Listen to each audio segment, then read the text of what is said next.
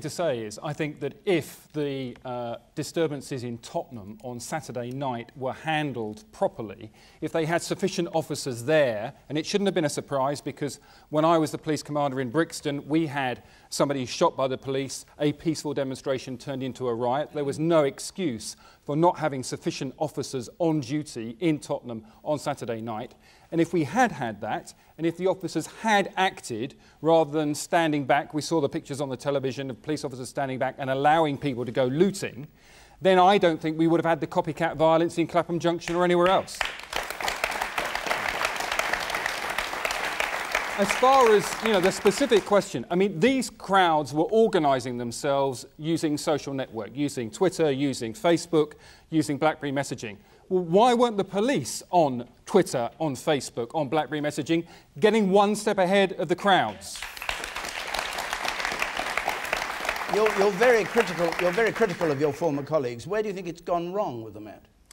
Well, they have lost a lot of experience at the top of the organisation in terms of experience of dealing with public order situations is the first thing.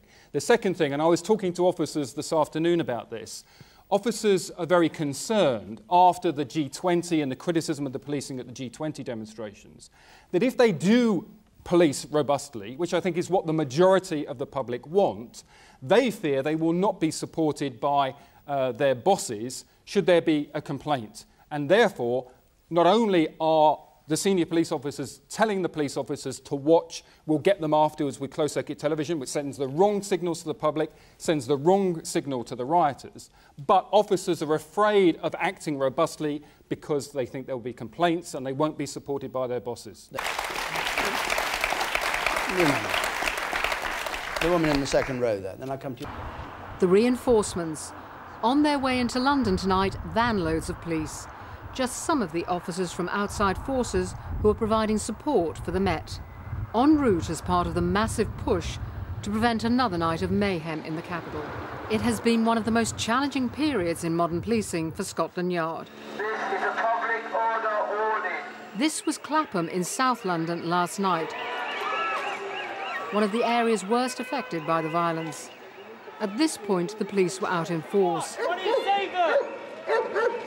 But with the neighbourhood in flames, some residents felt that for a time they'd been left exposed and unprotected.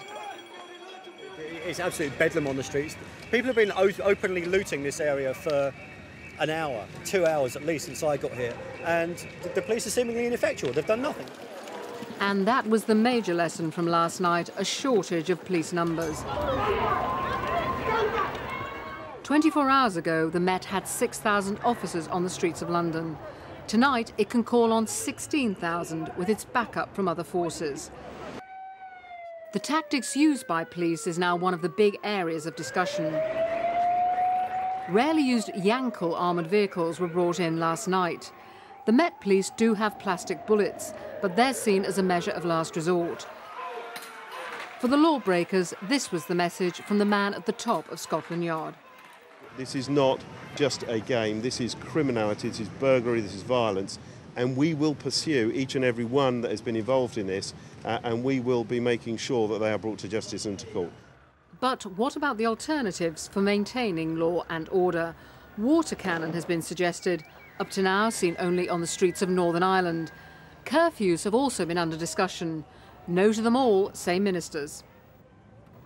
This evening, this was the scene in one area of North London. The Met says it's learned important lessons from recent events. Tonight, other big city forces are being tested. June Kelly, BBC News. Paddick, who's a former senior Metropolitan Police officer, says the tactics used led to copycat violence spreading across the capital and then around the country.